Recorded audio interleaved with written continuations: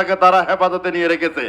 এভাবে যদি আন্দোলন অব্যাহত থাকে তাহলে জুলাই আন্দোলনে যে সমস্ত নিরীহ মানুষ জীবন দিয়েছে তাদের একজন হত্যাকারীও পার পাবে না ইনশাআল্লাহ। আজকে আমাদের আরেকটি দাবি হচ্ছে জাতীয় পার্টি সহ 14 দল এবং তাদের দ্বারা দোসর তাদের সহযোগিতায় প্রতিষ্ঠা বিগত 15 বছর এই দেশকে শাসন করে না, শুধু ব্রিটিশদের চাইতে বেশি সম্পদ লুটে পুটে খেয়েছে। আমরা তাদেরকে আর এই দেশে রাজনীতি করার সুযোগ দিতে পারি না। তারা আওয়ামী লীগের মতো সমানভাবে অপরাধী।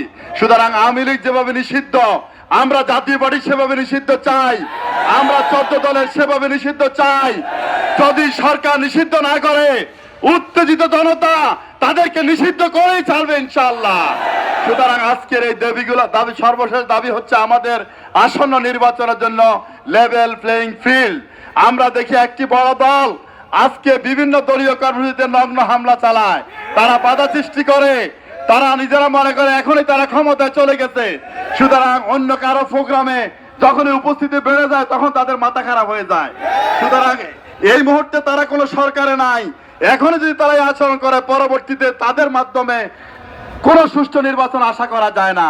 সুতরাং আমরা নির্বাচনের জন্য লেভেল প্লেইং ফিল্ড চাই, এটা আমাদের একটা দাবি। আজকের এই 5 দফা দাবির জন্য আমরা